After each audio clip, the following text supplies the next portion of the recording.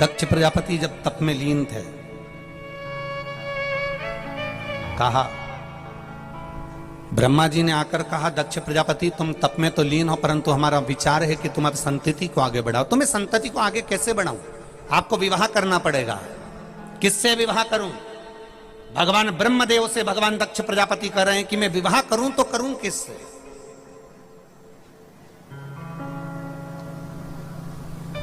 कहा, प्रजापति वीरण की पुत्री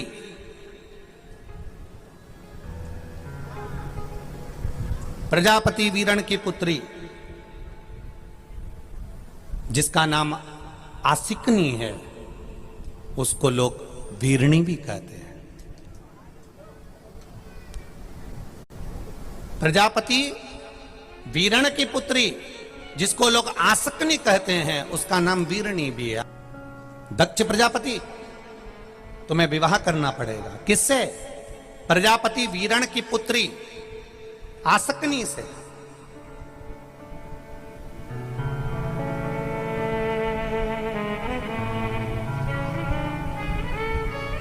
ये वही कन्या है आसकनी। प्रजापति वीरण की पुत्री आसकनी ये वही कन्या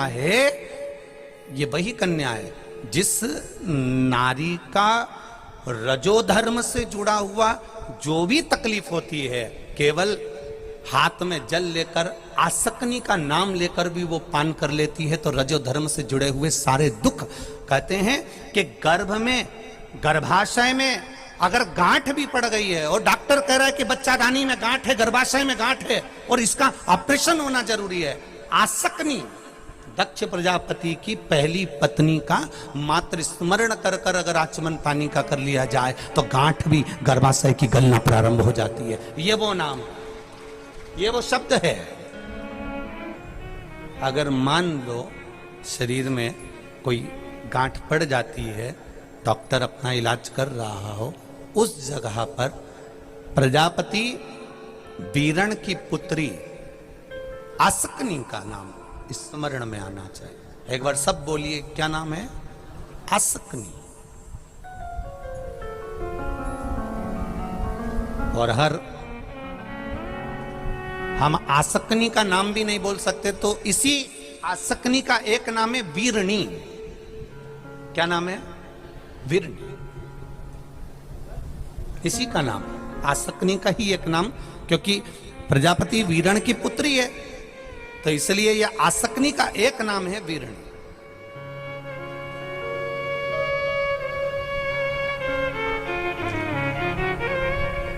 दक्ष प्रजापति से कहा, आप प्रजापति वीरण की कन्या आसकनी से विवाह कर लीजिए। महाराज, आसकनी से विवाह? हां, कारण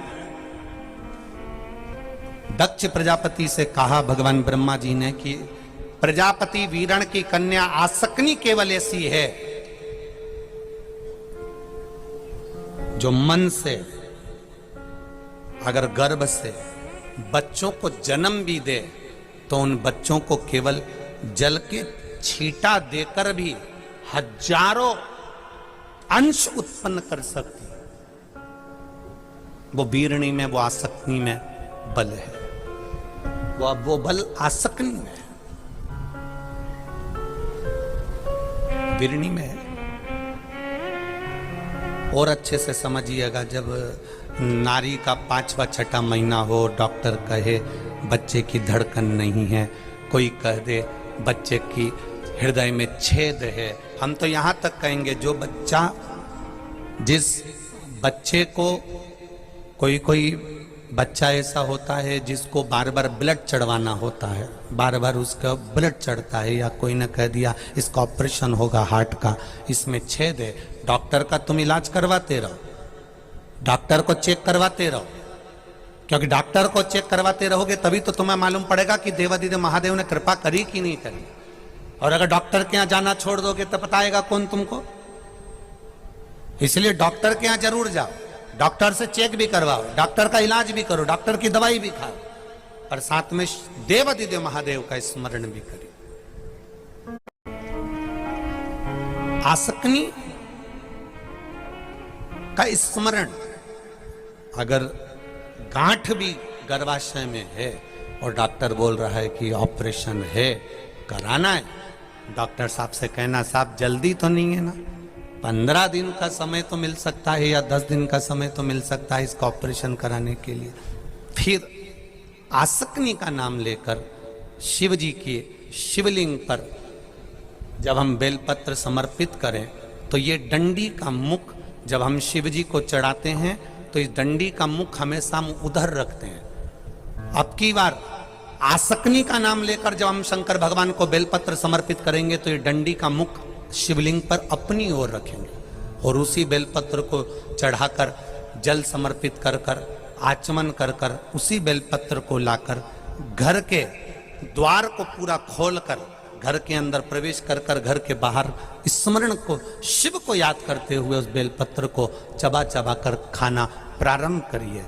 10 दिन मांगिए आप कि 10 दिन के बाद मैं ऑपरेशन कराऊंगी, मना नहीं, पर एक बार मैं मेरे महादेव का नाम का स्मरण करना चाहती हूं, एक बार शिव तत्व को जान। क्या नाम है? जम के बोलो, नाम बोलो फिर से। आसकनी। इस नाम की मूलता का स्मरण करिए। वीरणी आसकनी।